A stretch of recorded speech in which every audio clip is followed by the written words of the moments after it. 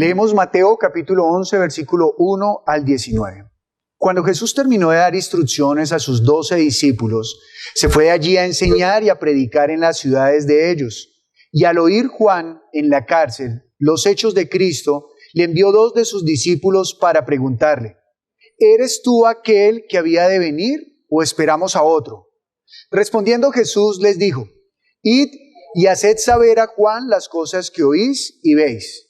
Los ciegos ven, los cojos andan, los leprosos son limpiados, los sordos oyen, los muertos son resucitados y a los pobres es anunciado el evangelio. Y bienaventurado es el que no halle tropiezo en mí. Mientras ellos se iban, comenzó Jesús a decir de Juan a la gente: ¿qué salisteis a ver al desierto? ¿Una caña sacudida por el viento? ¿O qué salisteis a ver? ¿A un hombre cubierto de vestiduras delicadas? He aquí, los que llevan vestiduras delicadas en las casas de los reyes están. Pero, ¿qué salisteis a ver? ¿A un profeta? Sí, os digo, y más que profeta, porque este es de quien está escrito: he aquí, yo envío mi mensajero delante de tu faz, el cual preparará tu camino delante de ti. De cierto os digo, entre los que nacen de mujer no se ha levantado otro mayor que Juan el Bautista, pero el más pequeño en el reino de los cielos mayor es que él. Desde los días de Juan el Bautista hasta ahora, el reino de los cielos sufre violencia y los violentos lo arrebatan, porque todos los profetas y la ley profetizaron hasta Juan. Y si queréis recibirlo, él es aquel Elías que había de venir. El que tiene oídos para oír, oiga. Mas, ¿a qué compararé esta generación? Es semejante a los muchachos que se sientan en las plazas y dan voces a sus compañeros, diciendo: os tocamos flauta y no bailasteis, os endechamos y no lamentasteis, porque vino Juan, que ni comía ni bebía, y dicen: demonio tiene. Vino el Hijo del Hombre, que come y bebe, y dicen: he aquí un hombre comilón y bebedor de vino, amigo de publicanos y de pecadores, pero la sabiduría es justificada por los hijos. Vamos a orar pidiéndole al Señor que nos enseñe quién es Él, que nos dé el discernimiento para poderlo conocer, para poderlo identificar, porque lo que es Jesús no es lo que los hombres esperan de Él. Así que oremos. Dios y Padre, damos hoy muchas gracias por habernos permitido llegar a este punto para escuchar tu palabra. Yo te pido, Señor, que como dice en la ley, tú santifiques esta fiesta, Padre. Este es tu momento, este es tu lugar. Y te pido, Dios, que tú seas con tu poder en el nombre de Jesús, despojando en cada corazón cualquier ídolo y cualquier obstáculo que evite que nosotros podamos escuchar tu palabra, que evite que tu palabra se quede allí alojada, que evite que tu palabra la pongamos por obra. Danos el discernimiento para poderte conocer. Te lo pedimos, Señor, en el nombre de Jesús. Amén. En el transcurso de esta semana, Antonia me compartió un documento, el cual fue entregado por el distrito. Y ese documento habla acerca de cómo incluir el discurso de género en las aulas de las instituciones educativas. Y mientras leía uno de estos argumentos, decía que durante mucho tiempo se ha vivido el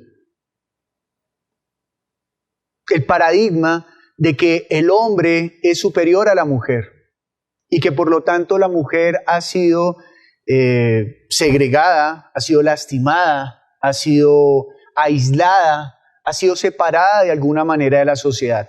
Y es algo que nosotros no podemos hoy negar. Y es algo por lo cual también la iglesia debe ser testimonio y debemos luchar. Que nosotros en Cristo Jesús ya no hay esclavo ni libre, ya no hay hombre ni mujer, sino que todos tenemos delante de Dios el mismo valor. De tal manera que nosotros debemos velar por la igualdad entre sociedad y también entre nosotros como género. Dicho esto, pues todo se ve muy bien, ¿verdad? Pero luego dice que entonces, en en medio de este pensamiento y de ese querer aplacar con ese pensamiento patriarcal, entonces nosotros tampoco debemos enseñar a nuestros hijos desde pequeños si son hombres o son mujeres. A lo cual, de mi manera personal, a lo que yo he visto en la palabra, Dios en la Escritura identifica a hombre y a mujer. Pero luego dicen que los niños deben ser libres de elegir qué deben de hacer. Y aquí se nos rompe y se quebranta un principio que Dios lo comienza a practicar incluso con nosotros. Para Dios nosotros somos como niños. ¿Y qué significa que somos como niños? Significa que no tenemos el discernimiento y no tenemos el conocimiento suficiente para ser autónomos.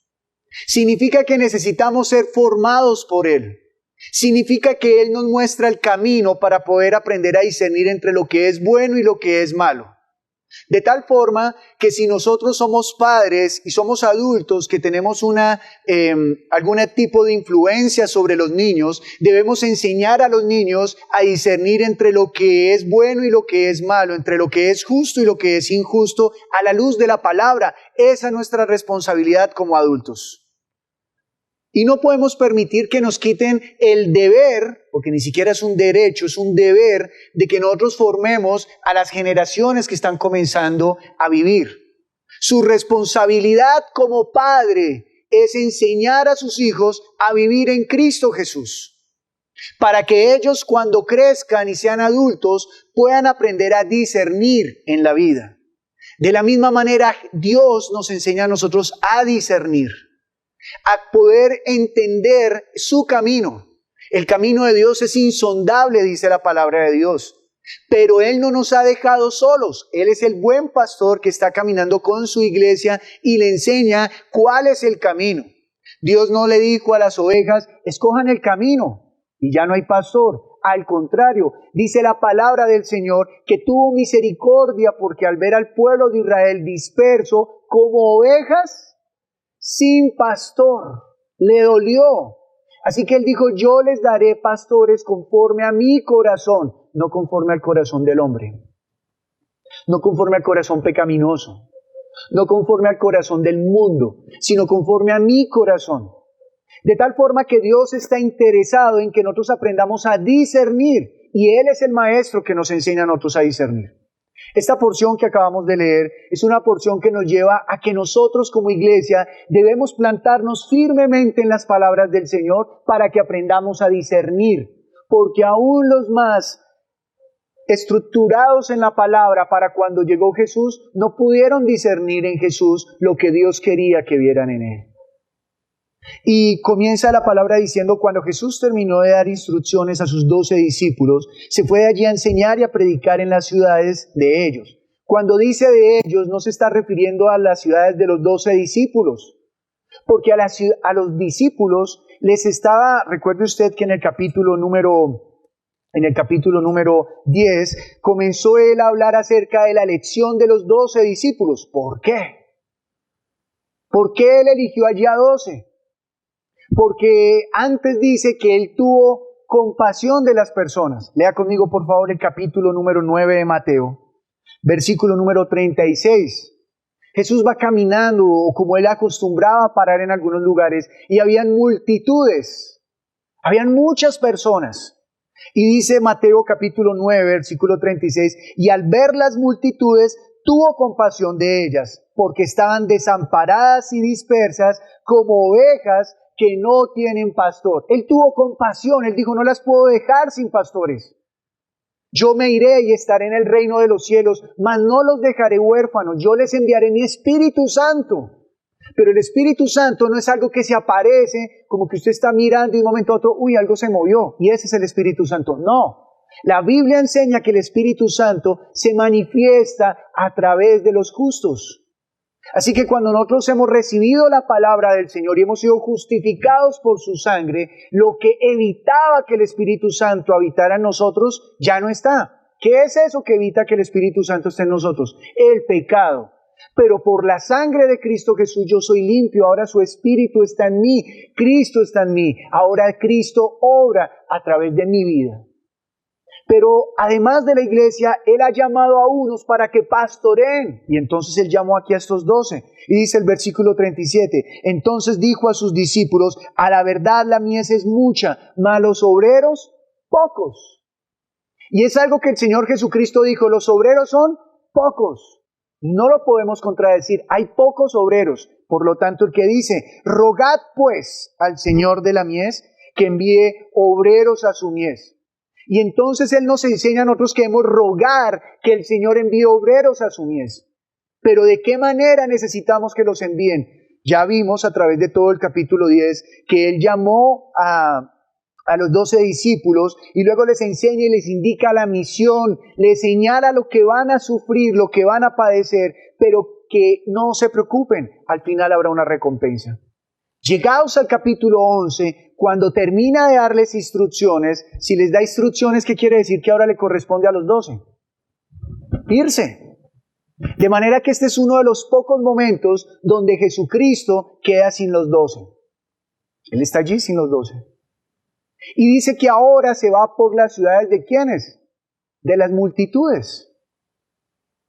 Y en ese instante, Jesucristo se va a recorrer las ciudades y dice el versículo 2, y al oír Juan en la cárcel los hechos de Cristo, le envió a 2 de sus discípulos. ¿Dónde está Juan? En la cárcel. ¿Y por qué Juan fue apresado? Porque Juan estaba predicando el evangelio. Él estaba llevando a las personas a que se arrepintieran. Tal vez alguno de ustedes diga, uy, pero Juan no predicaba el evangelio. Quiero decirle que el evangelio está siendo predicado desde el principio. Desde que Adán y Eva pecaron. He aquí yo pondré enemistad entre tu simiente y la simiente de la serpiente. Y la simiente de la serpiente morderá el carcañal, pero tu simiente le aplastará la cabeza. ¿Acaso esa no es la buena noticia?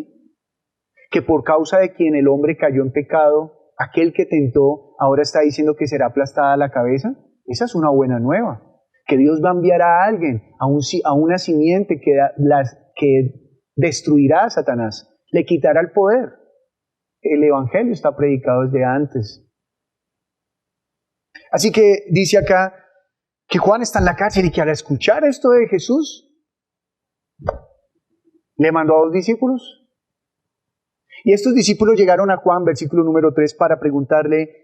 Entonces ellos llegan a Jesús y le dicen, bueno Jesús, traemos una pregunta de parte de nuestro maestro. ¿Eres tú aquel que había de venir o esperamos a otro? Y la pregunta hoy es, ¿Jesús es el que usted esperaba que viniera o espera a otro? ¿Jesús es lo que usted esperaba o espera a otro? ¿Jesús es lo que usted espera? Examínese. ¿Jesús es lo que usted espera o espera a otro? Corrijo la pregunta. ¿Jesús es lo que usted esperaba o espera a otro? Si espera a otro, no se preocupe, puede llegar otro. Y va a llegar otro, dice la Biblia que va a llegar otro. Es más, no otro, otros. Dice que vendrán falsos cristos. Así que usted los puede esperar. Pero Juan el Bautista está en la cárcel y está preguntando, ¿eres tú el que esperamos o esperábamos a otro? Dice el versículo 4. Respondiendo Jesús les dijo, id y haced saber a Juan las cosas que oís y que ¿qué? Quiere decir que estos 2 discípulos no solamente encontraron a Jesús y le preguntaron y se fueron, sino que tuvieron la oportunidad de caminar un momento con Jesús, de ver lo que Él hacía. Ellos son testigos de las obras de Jesús. Ellos son testigos de las palabras de Jesús. Vaya y díganle a Juan lo que ustedes han visto y lo que han escuchado. Pero adicional a esto, dice el versículo 5, los ciegos ven, los cojos andan, los leprosos son limpiados, los sordos oyen, los muertos son resucitados y a los pobres es anunciado el evangelio. Y Jesús está acá citando a Isaías, otro profeta, un profeta que, de acuerdo a lo que está citando, está más o menos 800 años antes de Jesús. ¿Y por qué lo cita? Por favor, acompáñeme a Isaías, capítulo 35, versículos 5 al 6. Y en Isaías, capítulo 35, versículos 5 al 6, pero perdóneme, quisiera leer desde el versículo 1. Es una profecía acerca de cuando llegue el Mesías. ¿Qué dice Isaías? Fíjese cómo llena esto de ilusión. Se alegrará el desierto y la soledad. ¿Qué significa para usted un desierto? Tierra seca, no hay vida, no hay nada en lo cual usted se pueda aferrar para vivir. Aunque en el desierto sí hay lugares donde usted se podría allí aferrar. Pero precisamente esto es lo que Dios hará en medio del desierto. El yermo se gozará y florecerá como la rosa. Ya está hablando de que va a haber vida en el desierto. Florecerá profusamente, o sea, abundantemente. Y también se alegrará y cantará con júbilo. La gloria del Líbano le será dada, la hermosura del Carmelo y de Sarón. Ellos verán la gloria del Señor, la hermosura de nuestro Dios. Claro, fíjese, en medio del desierto uno que conoce siempre, la hermosura de nuestro Dios. La última vez hablamos acerca de ello, ¿no? Que en el desierto es que nosotros podemos conocer la hermosura de nuestro Señor. Versículo 3, fortalecer las manos cansadas y afirmar las rodillas endebles. ¿Alguien tiene las manos cansadas? Aquí el Señor le está diciendo que fortalézcase. Versículo número 4, decid a los de corazón apocado, esforzaos, no temáis. He aquí que vuestro Dios viene con retribución, con pago. Dios mismo vendrá y os salvará. Entonces los ojos de los ciegos se irán abiertos y los oídos de los sordos se abrirán. Entonces el cojo saltará como un ciervo y cantará la lengua del mudo, porque aguas serán cavadas en el desierto y torrentes en la soledad. ¿Esto es una buena noticia? Claro que sí. Y Jesucristo le está enviando a Juan el Bautista, vaya y díganle que los ciegos pueden ver, que los cojos pueden saltar. Claro, Juan el Bautista al escuchar esas palabras, ¿qué diría? Estas son las palabras de Isaías. Sin embargo, Isaías también tiene más adelante este texto. Por favor, abra Isaías capítulo 61, el versículo 1. Y fíjese que el versículo 1 es parecido a lo que acabamos de leer, pero tiene una particularidad. Dice así, el Espíritu del Señor está sobre mí, porque me ungió el Señor, me ha enviado a predicar buenas nuevas a los abatidos, a vendar a los quebrantados de corazón. ¿A publicar qué? ¿A publicar qué? Y a los presos, apertura de la cárcel. Bien, una de las razones por las cuales Juan mandó a preguntar esto de Jesús, algunos dicen que es porque Juan dudó de Jesús. Bueno, podría ser. Yo no me atrevo a asegurarlo porque no está escrito. Podría ser. Otra razón es porque Juan señaló a Jesús como aquel Cordero de Dios que quita el pecado del mundo. Y esa era la palabra que iba a aportar aquel que era el Mesías, aquel que iba a liberar. Y Juan está apresado. Juan está en la cárcel. Y de acuerdo a la profecía en Isaías, si él está en la cárcel y Jesús es el Mesías, ¿qué debería esperar Juan? Ser liberado de la cárcel, ¿verdad? Podría ser otra de las razones por las cuales él envió a preguntar ello. ¡Hey, pero yo estoy en la cárcel, ¿por qué no me liberan? ¿No? Si eso dice la profecía. Entonces le pregunta, ¿eres tú? ¿No? ¿Eres tú? Y Jesús termina esta palabra diciendo lo siguiente. Bienaventurado es el que no halle ¿qué? Tropiezo en mí. Jesús está diciendo con estas palabras dos cosas, lo que está diciendo literalmente y lo que está entre líneas. ¿Qué dice literalmente? Si usted no tropieza con Jesús, ¿usted qué es? Bienaventurado. Usted es el bendecido de Dios. Usted es el que camina con Él y nada lo dejará, nada le podrá maldecir porque usted es el bendecido con Él. Pero entre líneas también está diciendo que si usted tropieza con Jesús, usted será maldecido. ¿Y qué es tropezar en Jesús? Bueno, pues ya nos da una pista con Juan. ¿Cuál fue la pregunta que Juan envió hacia sus discípulos? Vayan y pregúntele, ¿eres tú? Es decir, que todo aquel que tropiece en Jesús diciendo que si es este o no es. ¿Será que sí? Todo aquel que dude. Todo aquel que no tenga el discernimiento tropezará con Jesús. Dice ahora el versículo 7. Claro, esta porción está larga, yo la hubiera dividido en 3 partes. Hubiera sido la primera parte hasta el versículo 6. Sin embargo, todas las 3 partes tienen una misma idea y por eso decidimos dejarlo así. Dice el versículo 7. Mientras ellos se iban, comenzó Jesús a decir de Juan a la gente. Escuche lo que Jesús está diciendo, preste toda la atención de cómo lo describe. Y hace 4 preguntas. Mire las 4 preguntas. ¿Qué salisteis a ver al desierto? ¿De dónde está hablando? Del desierto. ¿Qué salieron a ver al desierto? Cuéntenme. ¿Qué busca uno en el desierto? Quiere decir que está mostrando que estas personas escucharon acerca de Juan y salieron a buscarlo. ¿Qué salieron a ver al desierto? ¿Una caña sacudida por el viento? Es decir, ¿ustedes salieron a ver un hombre que se deja llevar para un lado y para otro? Y pregunta ahora, ¿o qué saliste a ver? ¿A un hombre cubierto de vestiduras delicadas?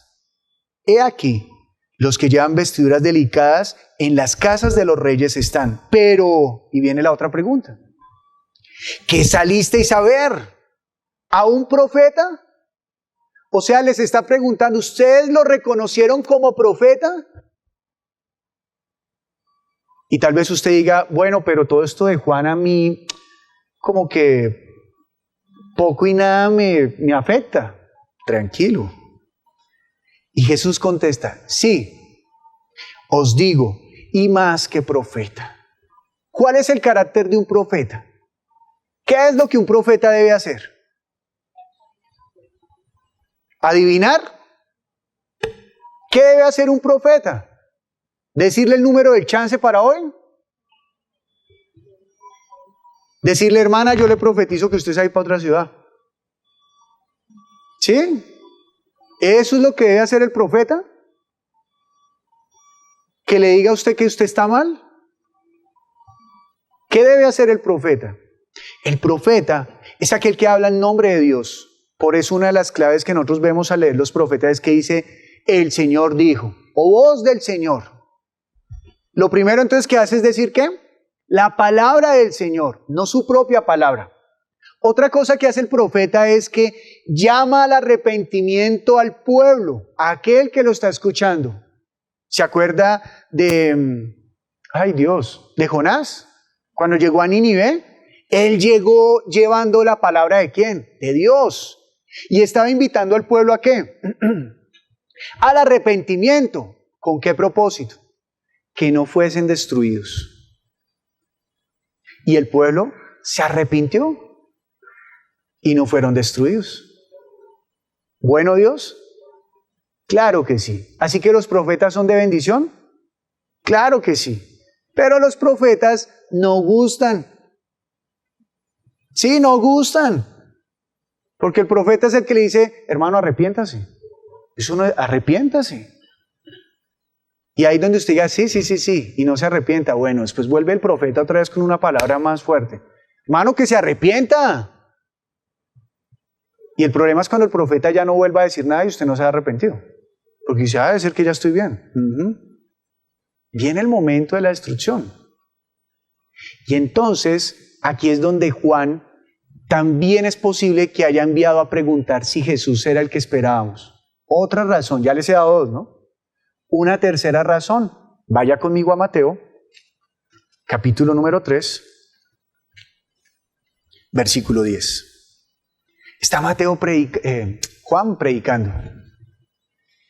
Y entonces, en el Evangelio de Juan nos profundizan un poco más que Juan el Bautista estaba dando la palabra de tal manera que algunos pensaron que él era el Cristo, que él era el que estaban esperando. Y entonces le preguntaron, ¿eres tú el que esperamos? Le preguntaron también a Juan el Bautista. Él dijo, no. Y aquí, en común con Mateo, dice el versículo 11, que Juan contesta, yo a la verdad os bautizo en agua para arrepentimiento. Es decir, que todo el que se bautizaba por Juan se bautizaba con un corazón ¿cómo? Arrepentido. ¿De qué se arrepentían? De que habían pecado contra Dios. Y entonces se querían volver ¿a quién? A Dios. Pero el que viene tras mí, o sea, el que viene después de mí, ¿qué va a hacer? Cuyo calzado no soy digno de llevar, es más poderoso que yo. Él os bautizará en Espíritu Santo y en fuego. ¿Qué significa eso? Pues significa que, versículo 12, su aventador está en su mano y limpiará su era. En otras palabras, Él viene a cosechar. Sí, Él viene a separar el cultivo. ¿Usted se acuerda por allá la parábola del trigo y la cizaña? Dice la parábola del trigo y la cizaña que el trigo será llevado al granero y la cizaña envuelta para hacer ¿qué? Quemada. Entonces dice acá, Él viene con su aventador y va a limpiar el cultivo, la era, y recogerá su trigo en el granero y quemará la paja en fuego que nunca se apagará. Otra de las razones por las cuales posiblemente Juan le haya preguntado a Jesús si Él era el que había de venir, es porque todo lo que escuchaban de Jesús, ¿qué era? Chévere. ¿Qué hace Jesús? Sana a los enfermos, libera a los demonios. Pero no veía que Jesús tuviera el brazo que esperaban los profetas, ¿no? Los profetas también esperaban, usted no sé si se acuerda, habían un profeta ya todo curioso que le dijeron, es que vino el rey y lo mandó a pedir. Y el profeta, si yo no soy un hombre de Dios, que no pase nada, pero si yo soy hombre de Dios, que descienda fuego del cielo y los consuma. Y 50 soldaditos quemados. O sea, los profetas tenían, ¿no? Sin embargo, el rey no aprendió. No, ¿cómo así que se cree? Y mandó a otros 50. Y sale el profeta, si yo soy un hombre de Dios, que descienda fuego del cielo y los consuma.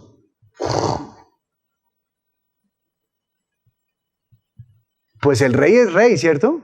Y dice, ¿qué le pasa? Le mando otra tercera, claro, como él no es el quemado. Entonces mandó otra 50.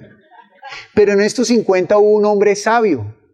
Y este hombre sí llegó y le dijo, yo reconozco que tú eres un hombre de Dios. Ya. Y entonces Dios le dice a este profeta, vaya, acompáñalo. Y lo lleva. Y allí los lleva a otro lugar y los... Bueno. Fíjese que un profeta que está esperando la justicia de Dios.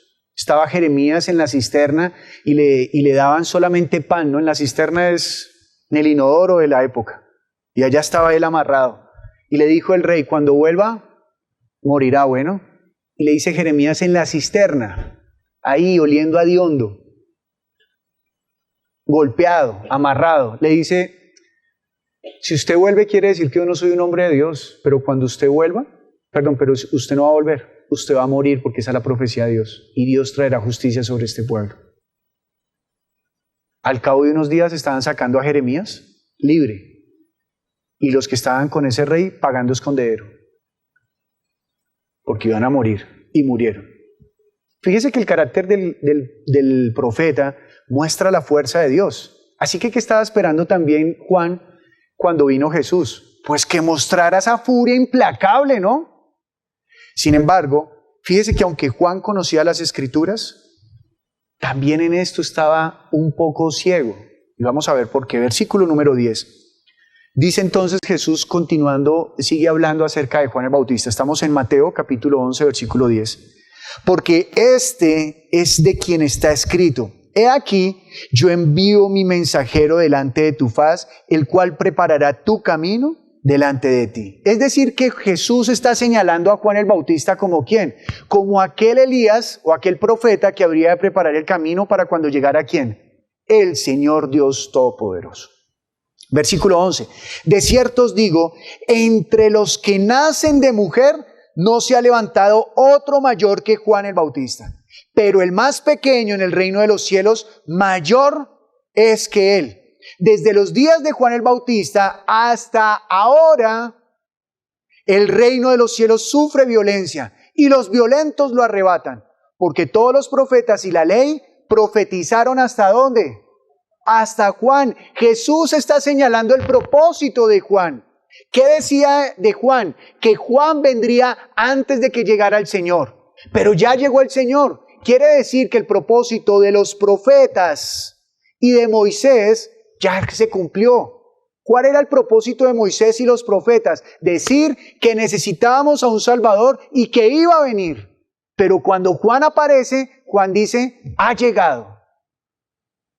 ¿Se da cuenta que todo este texto está girando en torno a que identifiquemos que Jesús sí es el que había prometido la Escritura? Por eso vuelvo y le pregunto, ¿Jesús es lo que usted esperaba? o espera a otro? Y aquí le quiero añadir una nueva pregunta. ¿Comprende que Jesús es lo que Dios prometió? Y cuando le pregunto esto es porque puede que Jesús no sea lo que usted espera.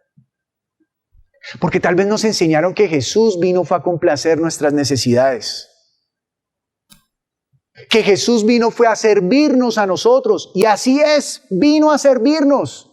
Pero para redimirnos del pecado y darnos una vida nueva. Pero por falta de discernimiento, hoy en día varios de la iglesia siguen buscando en Jesús lo que realmente quieren para satisfacer sus propias obras. Y no han podido recibir el amor de Dios.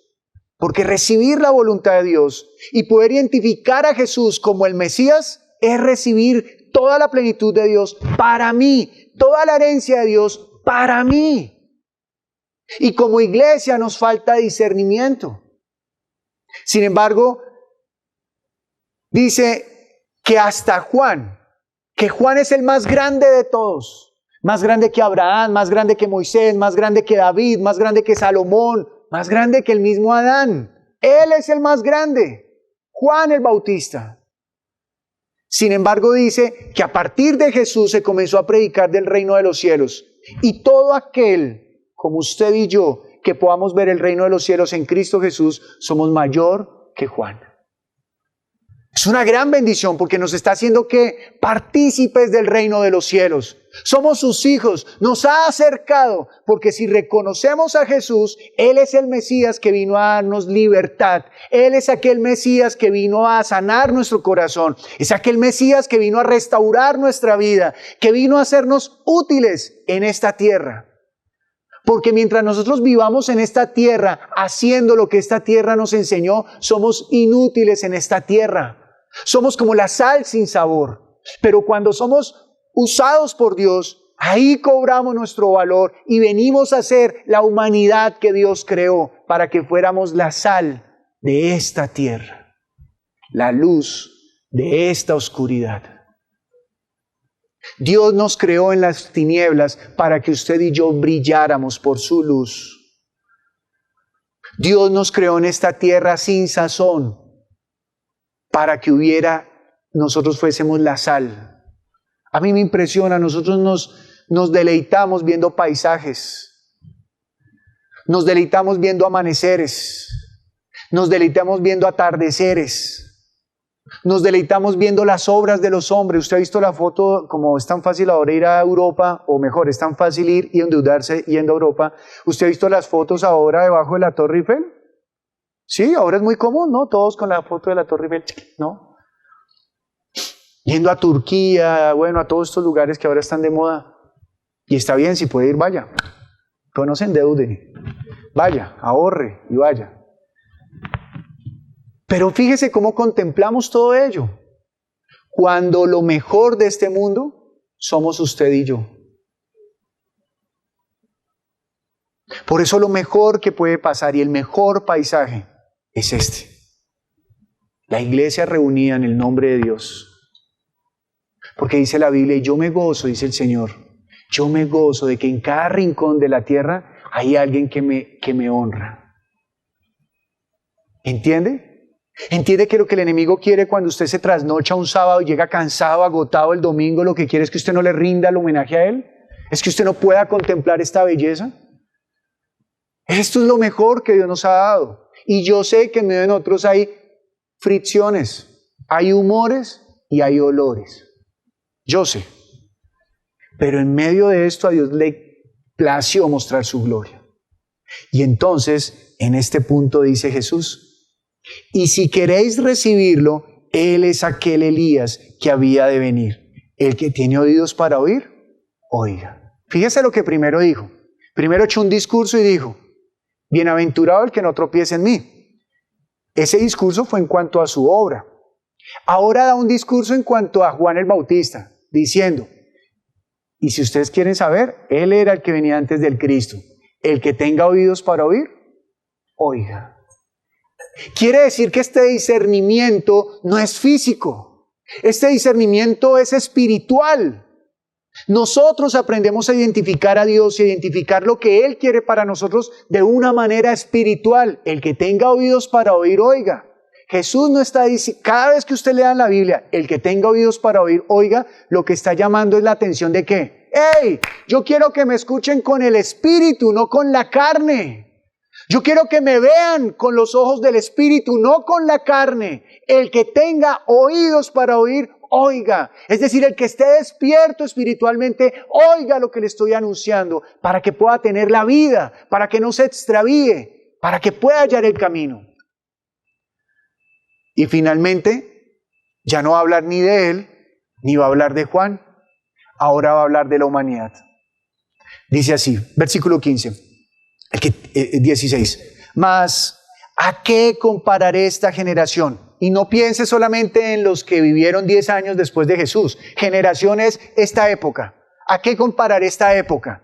¿Cuándo cambiaremos de generación en cuanto a lo espiritual? Cuando Él venga. Cambiaremos de época. Usted lo va a leer en la Biblia cuando dice, y en el siglo venidero, no es que sea en el año 101 en adelante, no. El siglo venidero es cuando Él regrese.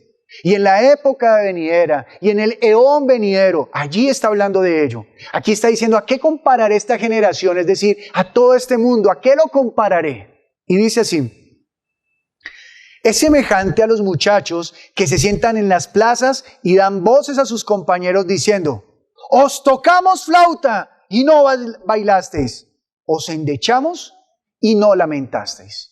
¿Qué es endechar? Pues usted imagínese un funeral. Y la gente que va detrás del cajón llorando. Eso es endechar. ¡Ay! ¡Ay! Se fue. Sí, seguramente usted lo ha vivido o lo ha visto, ¿verdad? Tal vez no lo haya visto de esa manera, pero tal vez en su corazón se ha hecho endechas, ¿no? Se ha quejado, ¡ay! Se ha lamentado porque se muere alguien. Pues ¿quién dio esas endechas? Juan el Bautista. Él fue el que dijo, ¡ay! ¡Ay, generación de víboras! ¡Arrepiéntanse! Para que la ira del Señor no venga sobre ustedes. ¿Entiende lo que estaba esperando Juan el Bautista? Que el que no se arrepintiera, ¿qué? Fuera aplastado.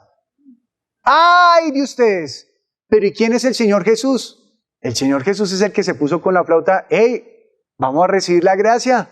Vamos a bailar. Pero ¿qué hicieron con el que traía lamento? Eso no le paremos bolas. ¿Y qué hicieron con el que traía gozo? Eso no le paremos bolas. Y aunque juntos predicaron de manera, ojo, de manera diferente, el mensaje era el mismo. Porque si usted lee Marcos, ¿cómo comenzó Jesús a predicar? Arrepentidos, porque el reino de los cielos ha llegado. ¿Cómo predicaba Juan el Bautista? Arrepentidos, porque el reino de los cielos está cerca. Predicaban lo mismo, solo que Juan no podía decir ha llegado porque él no era el reino de los cielos. Y apenas dijo, este es, se lo llevaron preso. Mi hijo acabó su servicio, muchas gracias, un gusto. Su paga se la damos arriba. ¿Sí? Y ya.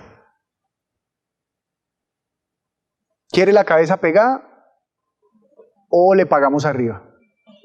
Entonces, no, pues que le corten la cabeza. Y murió degollado.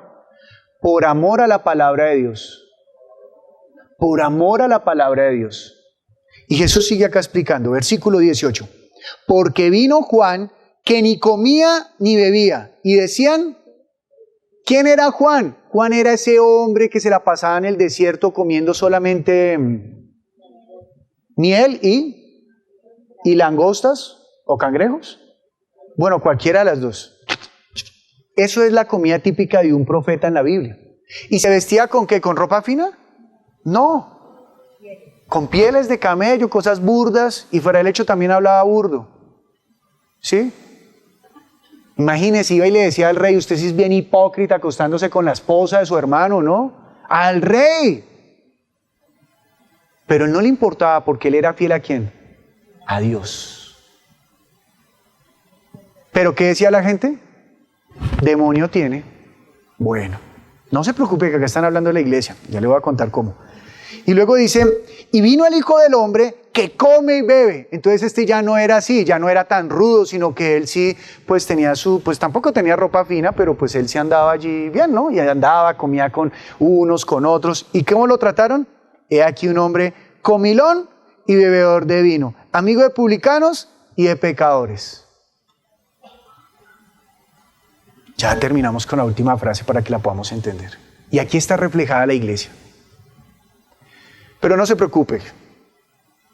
El mundo ha visto una iglesia ortodoxa que le dijo al mundo, nosotros nos vamos a apartar del mundo. Y se apartó. Hubo una época en la cual la iglesia, han habido épocas en la cual la iglesia se ha apartado del mundo. Y ha sido estricta. Y no hacemos eso porque nos estamos guardando para el Señor. Y en cuanto a su deseo de guardarse para el Señor, está bien. ¿Y el mundo escuchó? No.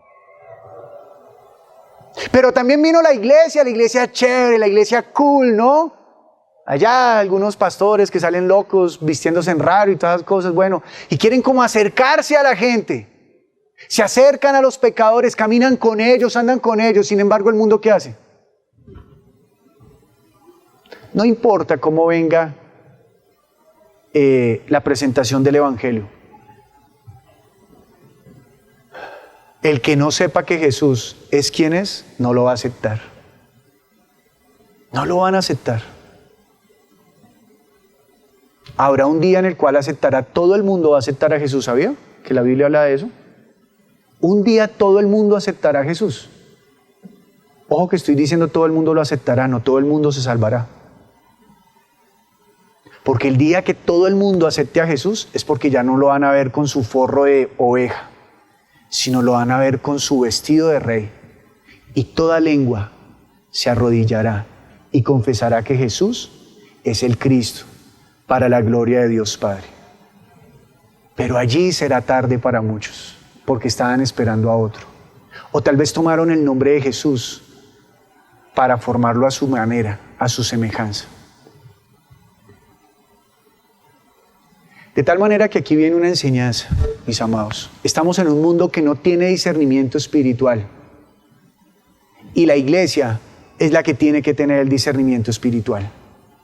La iglesia, es decir, usted y yo somos los que tenemos que aprender a discernir espiritualmente. Y no podemos aprender a discernir por lo que el mundo nos diga. Tenemos que aprender a discernir por la palabra de Jesús. Ellos recibieron la palabra de Moisés y los profetas para que cuando viniera Jesús lo identificaran. Nosotros ahora tenemos la palabra de Moisés, de los profetas, la palabra de Jesús y de sus testigos.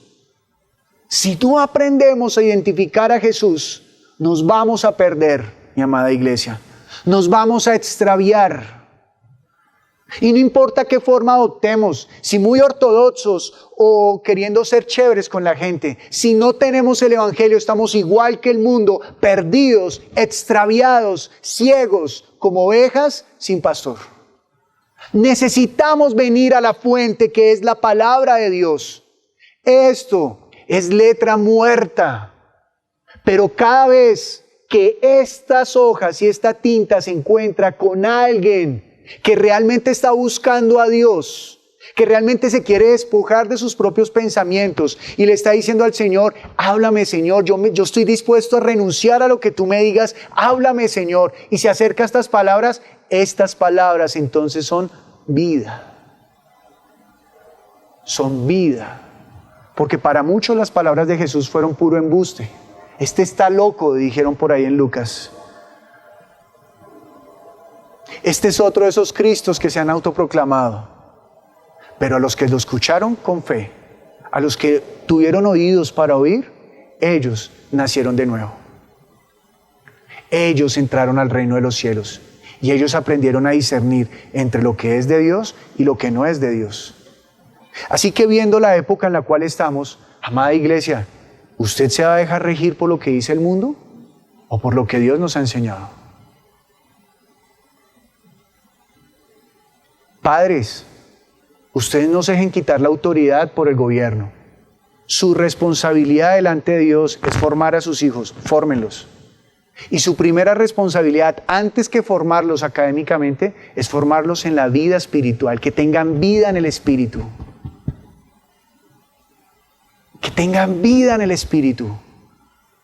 Si su hijo crece y se vuelve el mejor profesional, y perdóneme que vaya a ser fatalista, pero quiero sentarlo en esta tierra, y se vuelve el mejor profesional, y le da por comprarse una moto o un carro y tiene un accidente y queda cuadrapléjico y no puede volver a ejercer, hasta ahí le llegó toda su inversión de vida.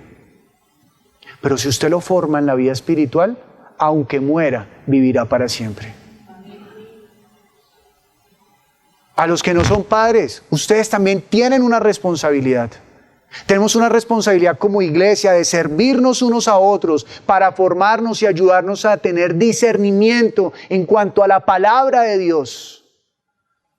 La iglesia está en el mundo, pero no pertenece al mundo. Tenemos un Rey y Señor al cual le servimos, ante el cual nos inclinamos y por sus preceptos somos dirigidos. Ay de nosotros si hallamos tropiezo en Jesús. No, es mejor la idea del mundo que la idea de Jesús. No, la mejor palabra que nos puede dirigir es la palabra del Señor Jesús. Necesitamos discernimiento. Pero el discernimiento sí llega por obra y gracia del Espíritu Santo a los que buscan la palabra. No como el niño del meme. Ven a mí. No, tenemos que conocer la palabra.